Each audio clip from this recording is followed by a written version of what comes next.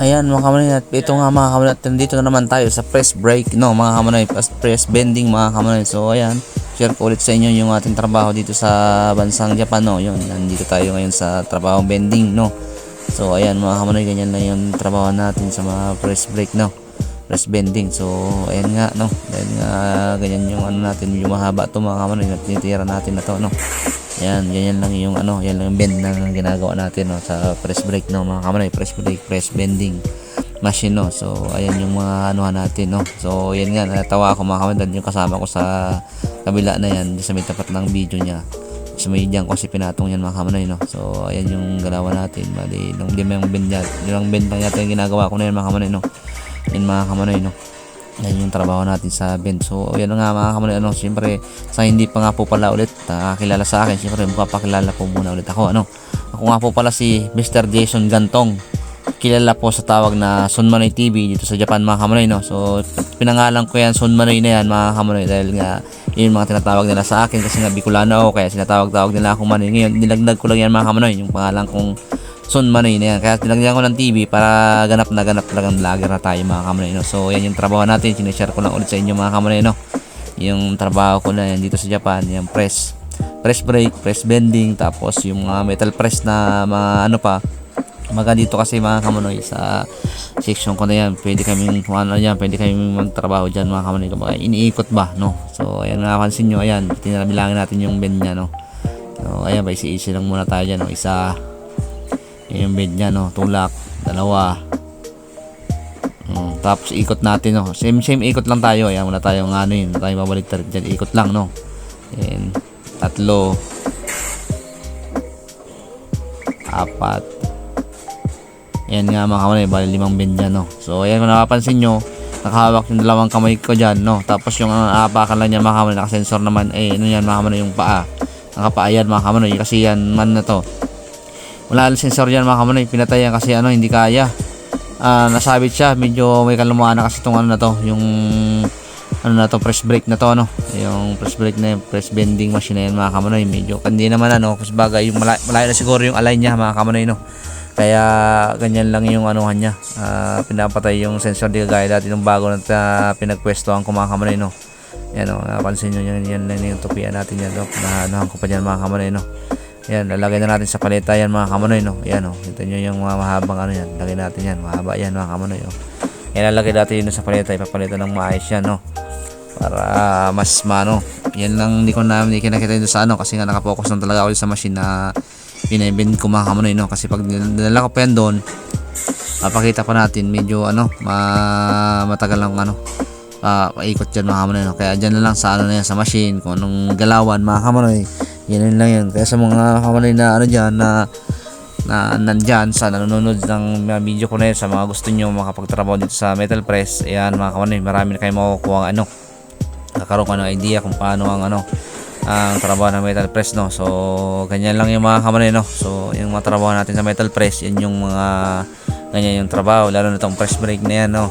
Yan ang pinaka ano dyan mga kamanay, pinaka nakakangala dyan sa'yo yung paa, kasi nga nakapokus lang dun sa isa, kaya kailangan doon diskarte naman dyan mga kamanay, para hindi ano, para hindi mangalay yung paa natin, no. Ano mo lang mga kamanay, pagpalit-palitin mo lang yung kaliwa, tapos ano, kasi yan mga kamanay, yung sa kanan dyan, yun yung pababa. Dalawa kasi yung ano yan, pot switch mga kamanay, no. Yung pot switch, ibig sabihin napakan sa baba, dalawa yung klase. Yung isa pababa, yan nakita nyo yung pababa. Tapos yung sa may kaliwa naman pataas yun mga kamanay, kung sakali man ano, para hindi magnogod, diretso na lang siya sa ano, apakan mo yung kaliwa para umakyat pataas, no. Kasi ano yan, yung ano yan, pababa taas yung ano niya, yung pot switch niya mga kamanay. So yan lang yung ano yan, nandyan naka ano siya mga kamanay, naka-design, no, yung ano niya, yung pot switch ng ating ano na yan, press brake na yan, no, mga kamanay, metal press na press bending machine mga kamanay. So ayan mga kamanay, kitang-kita nyo man yung ano, yun lang yung trabaho natin, kasi mag-a-apply ng metal press dyan mga kamanay. Pagdating dito, mas maganda ano, kung makakapunta kayo dito, kung anong trabaho dyan sa Pilipinas, yun yung applyan nyo. Kasi pagdating dito, swerte nyo pag manadatan kayo mga sempay, kasi magtuturo sa inyo, kasi nga may content din ako sa mga ganyan, sa mga subscriber ko na tinutulungan ko, subscriber followers na nagtatanong sa akin. Mas masarap mga kamonoy, mas mas di ka mahirapan pag may sempay kayo na dito sa Japan.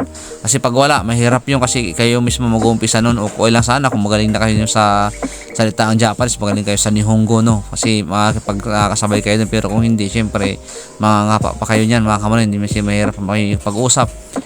Kailangan talaga mas para advantage diyan mga kamanay kung pupunta kayo dito sa bansang Japan. Kailangan kung anong trabaho nyo dyan, yun lang i-apply nyo. Kasi pag napakahirap pa nga mag-adjust nun, lalo sa iba pa iba pa lingwahe, iba pang salita Yan lang yung tips ko sa inyo. Pero kung ano naman kayo, kung flexible kayo na kaya nyo sumabay sa kanya, pwede naman kahit mga kamanay. Basta ang ko lang, yan may isang tips ko sa inyo, may turo ko sa inyo, may papayo ko sa inyo. Kung ganyan, kung gusto niyo lahat, kailangan sipagan nyo sa aral ng ng Nihongo. Marami kayong alam. At isa pa sa tips ko sa mga kamanoy, damihan nyo alam, damihan nyo magsaulo ng mga vocabs, yung mga salita lang na dito na lang makukuha nyo na yan mga kamanoy, basta alam nyo yung mga salitaan na yun. So ayan nga mga, tuloy tayo sa ginagawa ko So ayan, tuloy tayo sa pinipress natin ito, press break natin, ganyan lang yan mga kamanoy. Mahirap to makali kung marami, kasi kung marami to, kung kung 5 tupi yan mga kamanoy, 5 tupi, tapos kung 500 yan marami-rami nga yan.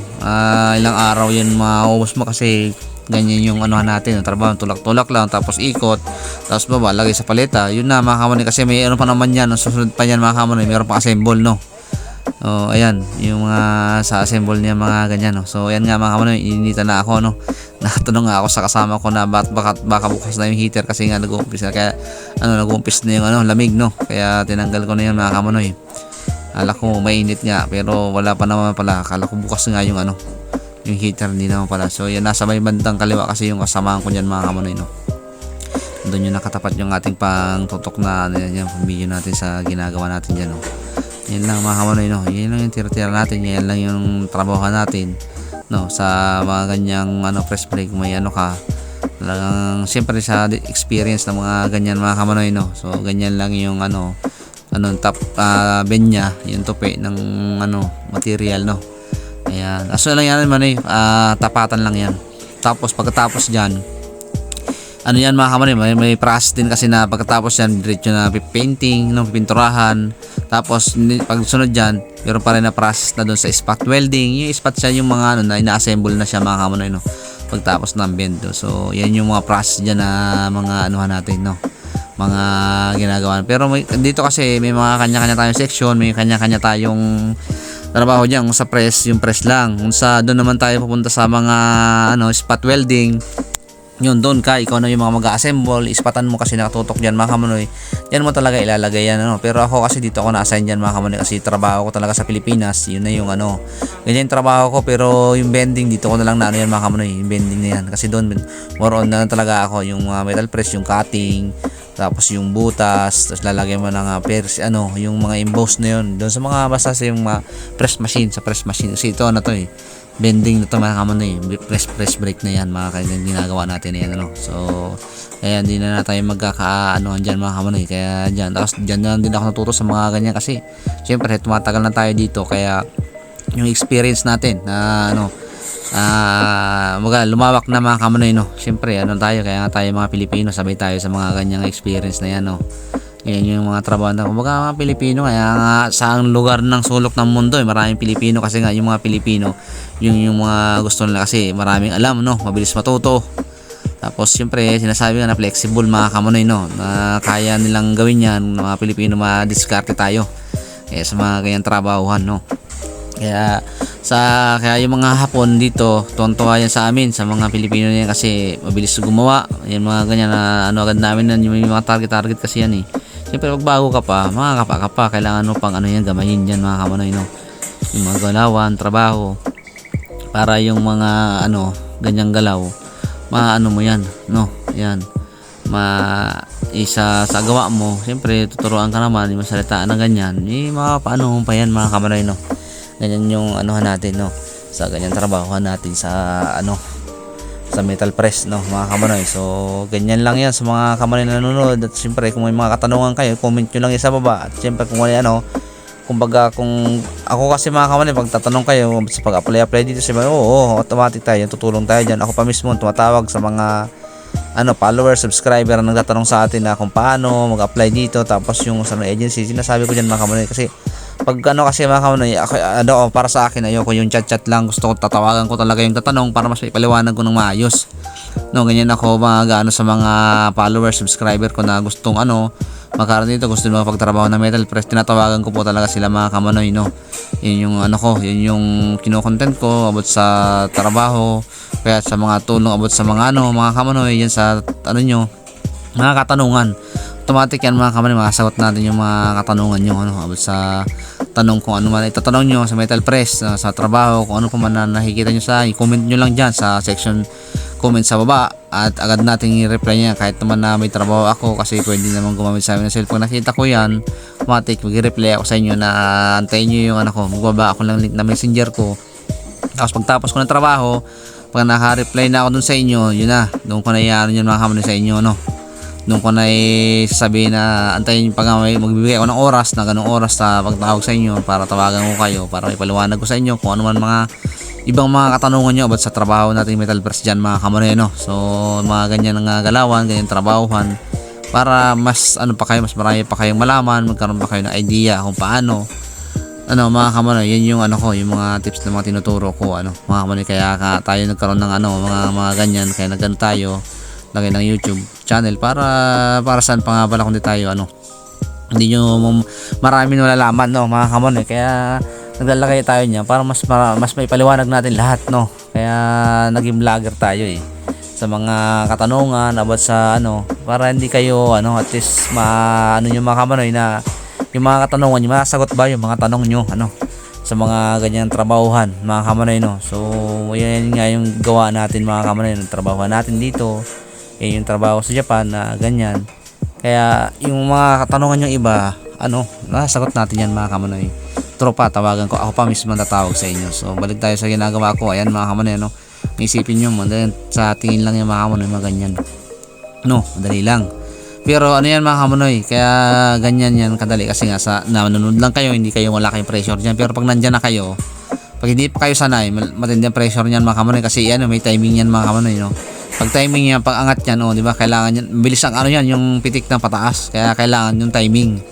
Yun yung sinasabi sa amin ng hapon dito, na kailangan may timing go, yun yung nihongo niya, timing go, kailangan naka-timing ka dyan, kailangan pag angat dapat nakasabay ka na, kasi pag kinontra mo yan, wala na, yan mga kanay, magka-curve yan, magko-curve yan dyan, tapos madi-deform yung tawag dyan na pag kinontra mo, kaya sabay ka lang, pag angat, dun lang, kasabayan mo lang siya mga kamanoy, sabay ka lang dun sa angat niya para para mas okay yung niya, smooth yung pag bend niya. Kasi kung kukontrahin mo yan, masisira yan, manunugod na yan mga kamanoy, yung gawa natin yan. Kaya yan, naka-timing yan, timing niya, pagka yan, maramdam mo naman yan kasi pagbaba, tapos saka pa siya magbibend. Pero pag na-press na siya, yung na-bend na, diretso na yan mga kamanoy, kaya kailangan doon ka na maglalagay ng timing sa kanya para yung trabaho mo doon mas okay naman, walang no good, para mas maganda yung bend niya, mga kamanoy. So yan yung mga tinuturo ko dyan mga kamanoy, na ganyan lang, na sa mga nagko-comment dyan na yung trabaho natin na ganyan, lang yan mga kamanoy, madali lang panoorin, madali lang kala nyo madali lang yan, madali lang sa titingnan yan mga kamanoy. Pero pag kayo na gumagawa dyan, may pressure na yan, lalo pag wala ka experience, tapos dyan ka pa ilalagay na ganyan, magkakaroon ka ng pressure dyan.